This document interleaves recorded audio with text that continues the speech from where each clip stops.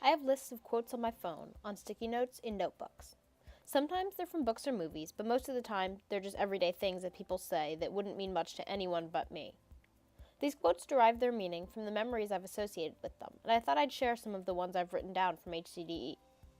I've been in an antsy mood lately, what with finals and so much sitting still and writing and reading and studying, and so I wanted to make my reflection interactive this time. Behold, the cootie catcher of my inner consciousness. Each of the outer flaps has one of the quotes referencing one of my favorite skills learned in HCDE, and the inner flaps connects the quote to a studio session. The innermost flap has a sketch that connects the two. When we get to the sketch, I'll tell you about my experience and explain why I liked it, why I think it matters in the world, and how I'll use it in the future. Without further ado, let's play! This is the place to be whimsical. Ideation. I loved ideation because it was hard to believe that I was actually working when I was having so much fun. I've been told to think outside the box plenty of times, but never really shown how to. With the ideation sprint, I was able to impose my own constraints, then find ways to be creative within the scope that I chose. Hopefully working in the HCDE field, I'll use the sketching and ideation tactics I learned, but even outside of academics and work, life is really just a series of problem solving, and that's exactly what ideation is for. Creative and revolutionary problem solving. Reptilian Overlord, User Research. The Reptilian Overlord quote best represents the work of one of my studio mates on the user research deliverable, and work that took one particular phrase very seriously: make the familiar strange and the strange familiar. I loved user research precisely because it showed individual experiences as glasses through which we see the world, and pushed us to learn how to take off those glasses. This ability to step outside of my own experiences will serve me in future classes, the workplace, and generally just in life, because as an integrated member of society, I can always expect to somehow be connecting with people. Reflexively stepping out of yourself is the first step to seeing something from someone else's point of view, an exercise that I'll need to practice if I ever want to expand my worldview. What's Barkbook? Interaction Design.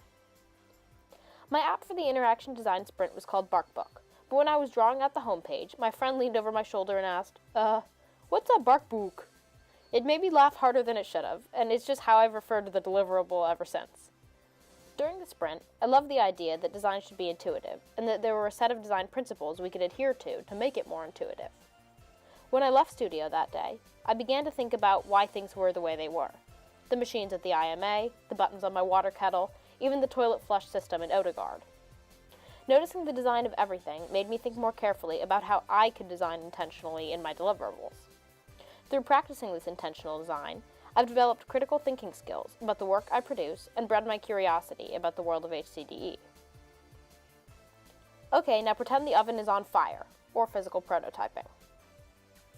For our physical prototyping deliverable, we designed a safety device for children learning to cook, then acted out our scenario for the video.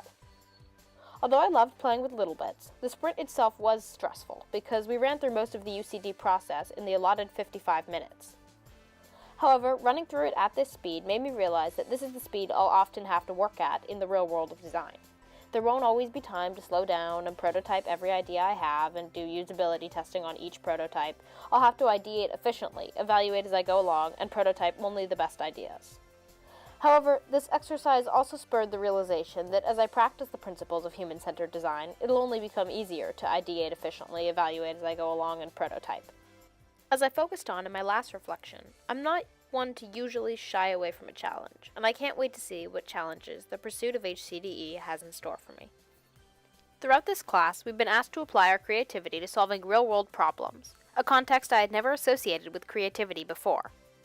Having approached challenges in a mainly by-the-book manner in the past, it was a revelation for me to realize that the world moves forward through people's creative sparks. However, having seen the potential creativity has for shifting the world, I hope to continue channeling and building up the ability to solve problems with my own unique creativity throughout my academic, professional, and personal life.